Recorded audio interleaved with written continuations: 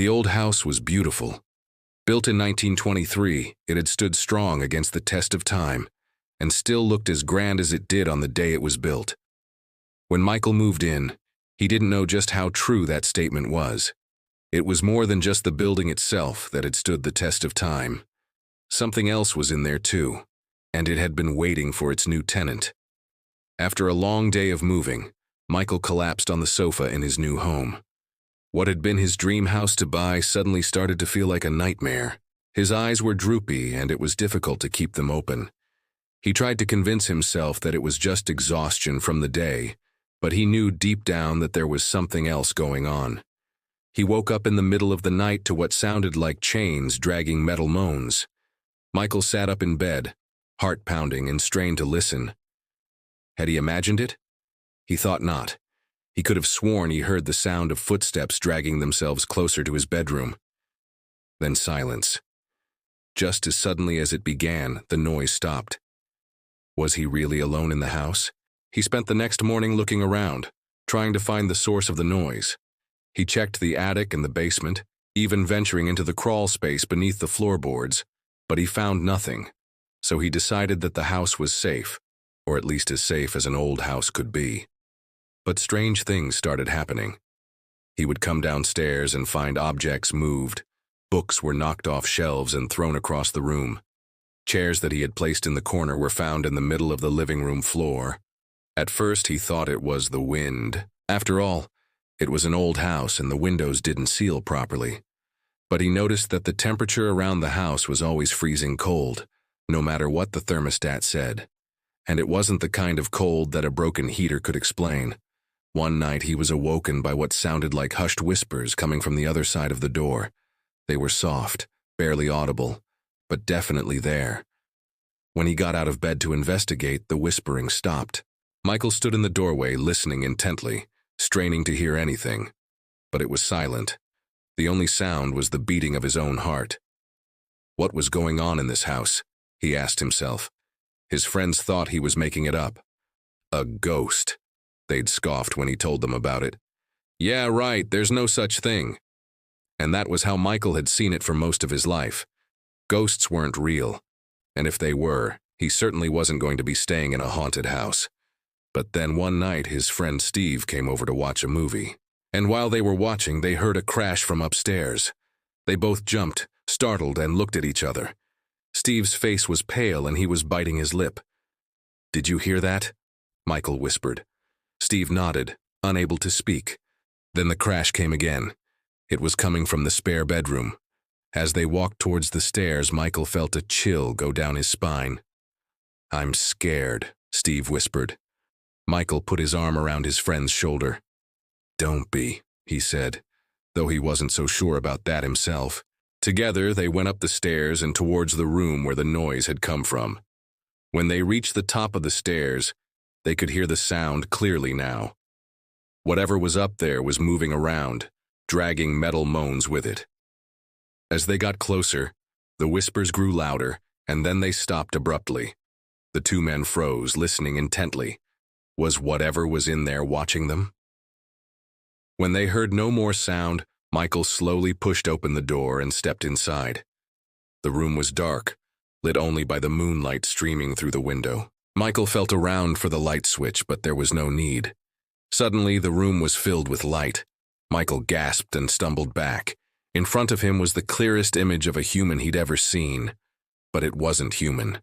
It was a shadow, and it was standing in the corner of the room watching him. Michael screamed and backed away, falling over the rug. When he looked up, the shadow was gone. He looked at Steve. His friend's face was white as a sheet and his eyes wide with fear. "Did you see that?" Michael whispered. Steve didn't reply. He was staring at the corner of the room, his mouth open in a silent scream. When Michael looked back at the corner, he saw nothing. But that didn't mean that he believed any less of what he had seen. That night, neither of them slept. They sat in the darkness, listening to the whispers and the dragging chains. Neither of them wanted to leave. And that's when Michael made the chilling discovery that changed everything. The next day after, of course, not sleeping at all, Michael went to the local library.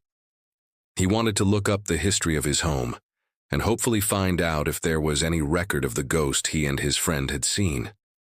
He discovered that the house had belonged to a woman named Eliza Doone, who had lived there up until her death in 1987. But the way she died was a mystery.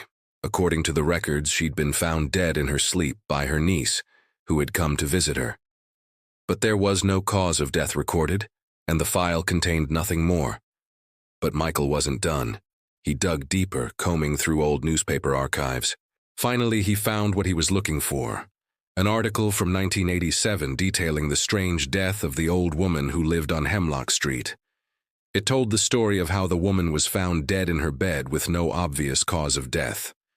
The police had called it a death in a peaceful night, but her niece had suspected foul play. She believed that someone had crept into her aunt's room and killed her, but no one had ever been caught.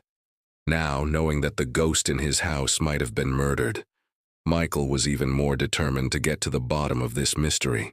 He scoured the internet searching for anything about the case, but came up empty-handed. It seemed that everyone had forgotten about the death of Eliza Doone, as if it had never happened. Then Michael remembered. The walls of the house were thick and soundproofed.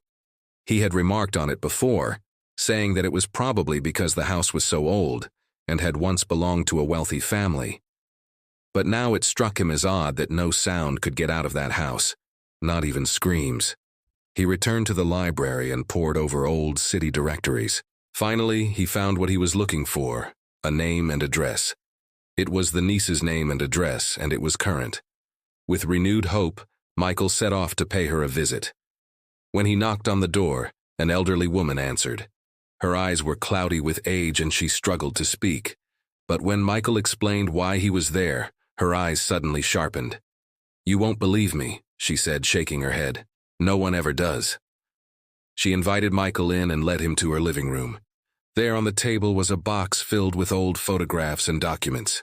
She opened it and handed him a leather-bound diary. "This is my aunt's diary," she said. "I think you should read it." Michael opened the diary and began to read. The neat handwriting detailed the life of a young woman living in the early 1900s. Eliza wrote about her friends and family and her dreams for the future. But, as the years passed, her writing became more and more erratic. And then one entry stopped Michael in his tracks. It was dated March 1923, just a few months before the house was built. In it, Eliza wrote of her fear of a mysterious stalker who had been watching her and her unease at the thought that he might harm her.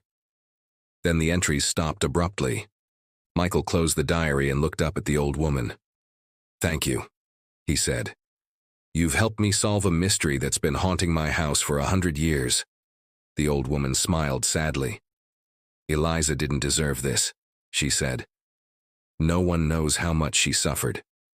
Michael nodded understandingly. He had read enough of the diary to know that Eliza had been terrified of the man who had eventually killed her. But now he knew the truth, and he vowed to honor the ghost by finally giving him peace. Michael held a small ceremony in the house, inviting his friends and neighbors. He read the entries from Eliza's diary, sharing her story with those who had gathered to listen. And then he placed the diary in the corner of the room where the ghost had appeared, knowing that it would finally rest in peace.